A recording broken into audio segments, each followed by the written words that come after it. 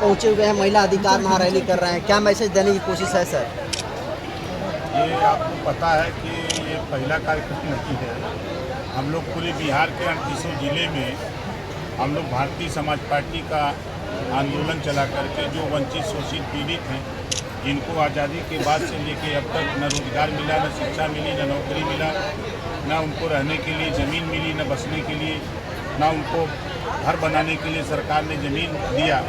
तो इन चीज़ों को लेकर के इनको जगा रहे हैं और चुनाव में इनको मैदान में उतार करके इनकी लड़ाई लड़ने के लिए मैंने कहा है ना कि 10 MLA बनाना है और सरकार बनानी है, सरकार में शामिल भी होना है और इन्हीं लोगों में से 10 में से मिनिस्टर बना करके इनके अधिकार की लड़ाई सदन में उठा करके इनको अधिकार दिलाना है। एनडीए कितनी सीट दे रही है सर, बातचीत हुई है? हमने 39 सीट मांगी है और उन्होंने कहा है कि चुनाव नज़दीक आते हम लोग बैठ करके तय कर लेंगे, कोई दिक्कत नहीं है। सर, बिहार में राहुल गांधी और तेजस्वी यादव पूरा महागठबंधन के बड़े नेता वोटर अधिकार यात्रा कर रहे हैं। उनका कहना यह है कि सरकार जो है वोटरों को लिस्ट में हमसे नाम हटा रही है। वोट लूटेगा। 1952 में बाबा साहब डॉक्टर अम्बेडकर का 78,000 वोट लूट करके चुनाव हरवाया और रामपुर, यूपी के रामपुर में प्रत्याशी हार गया।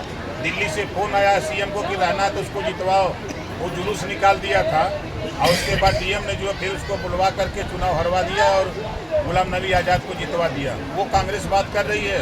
बनारस में जो है मतपत्र जो है गंगा जी में डलवा दिया, जो कांग्रेस को नहीं मिला था। वोट की चोरी करके वहाँ कांग्रेस ने जीता। वो आज वोट निकाल रहे हैं कि हम वोट चोरी हो रही है। वोट चोरी नहीं हो रही है। 60 साल तक कांग्रेस का शासन देश और प्रदेश में रहा है। इन्होंने गरीब, कमजोर, वंचित, शोषित पिछड़ों के साथ अन्याय किया। जब तक बीपी सिंह जी नहीं आए थे तब तक यही कांग्रेस पार्टी की सरकार थी। पूरे देश में कहीं पिछड़ों को सीएम नहीं बनाया।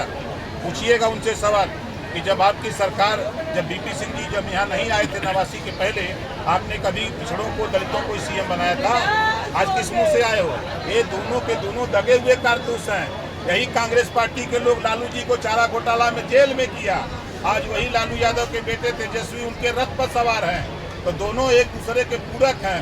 एक यूपी से आए हैं, कांग्रेस में भाषण दिया कि कांग्रेस बहुत चालू पार्टी है, कांग्रेस को वोट मत देना, ये लुटेरा है, ये हमको धोखा दे दिया तो तुमको धोखा देते देर नहीं लगेगी। और वो इनके कांग्रेस के रथ पे सवार है। ये तीनों के तीनों जो है देश और प्रदेश में ये दगे हुए कारतूस हैं। SIR को आप कैसे देखते हैं सर? देखिए, ये नया काम नहीं है। चुनाव आयोग हमेशा चुनाव जब आता है तो जो मतदाता सूची में मृतक लोग हैं उनका नाम निकालता है। जो लोग प्रदेश से बाहर रहते हैं उनका नाम निकलता है। जो लोग 18 साल की उम्र पार कर लिए हैं उनका नाम मतदाता सूची में जुड़ता है। यही काम चुनाव आयोग करता है।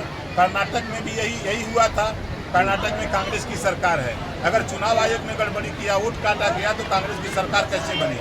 और मजे की बात कि कांग्रेस की सरकार में पहला चुनाव 2014 में भारतीय जनता पार्टी ने लड़ा, 282 सीट अकेले जीता। अब आज कांग्रेस, बीजेपी की सरकार, एनडीए की सरकार 240 पर रह गए। अगर ये चोरी करते तो 500 जीतते। सर, तेजस्वी यादव जिस विधानसभा से आते हैं, राघोपुर विधानसभा, वहाँ से हजारों लोग जो जिंदा उनको मृत घोषित कर दिया गया, वो लोग राहुल गांधी के पास पहुंचे। आप भी वीडियो देखे होंगे। अरे वीडियो हमने देखा कि जो लोग राहुल गांधी के पास पहुंचे उनका नाम वोटर लिस्ट में है।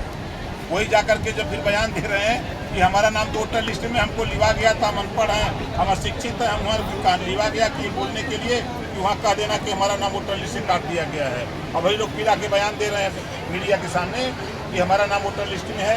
हम लोगों को BLO आकर के जब पूछताछ की, दिखाए कि देखिए आपका नाम कैसे बोल दिया, मैं हम लोगों को लिवा गए थे कहने के लिए। तो अगर आपको टिकट एनडीए नहीं देता है तो क्या लगता है? क्यों नहीं देगा भाई, क्यों नहीं देगा? पिछली बार आप सर थर्ड फ्रंट में शामिल थे, तो क्या लगता है इस बार जो थर्ड फ्रंट बनने वाला है, जिसमें ओवैसी साहब हैं, चंद्रशेखर आजाद और बसपा की भी खबर आ रही है, सवेरे तो मुंबावल या संजय के आने दीजिए, टाइम समझौते होंगे। बाकी 70% पूरी हो गई है, 30% और है। चुनाव अभी गुल बजने से पहले ही तय हो जाएगा।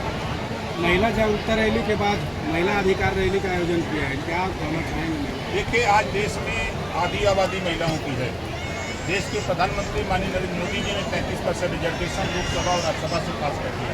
वो 6 साल के अंदर वो लागू होने जा रहा है। तो इनको हम लोग जागरूक कर रहे हैं कि आप अपने घर में, गांव में जो बहुएं पढ़ी लिखी हैं उनको राजनीति में ले आओ, जो बेटियां पढ़ लिख रही हैं उनको राजनीति में ले आओ।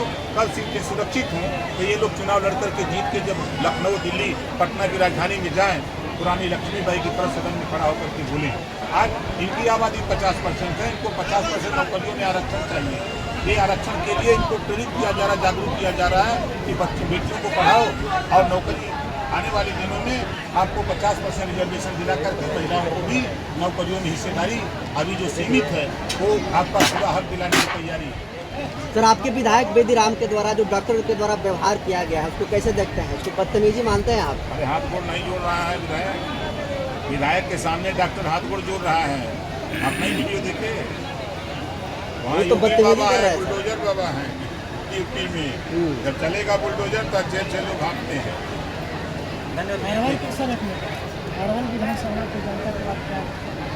अरवल चुनाव लड़ा जाएगा हो, छड़ी छाप जिंदाबाद, जीतेगा छड़ी छाप, देखिएगा। दोनों विधानसभा से एनडीए से एनडीए गठबंधन से लड़ेंगे। एनडीए से आप बोल रहे हैं कि 39 सीट हमको देगी, तो आओ पार्टी कहाँ जाए?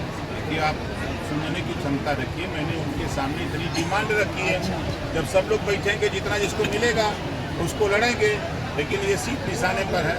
अरवल धन्यवाद। अरवल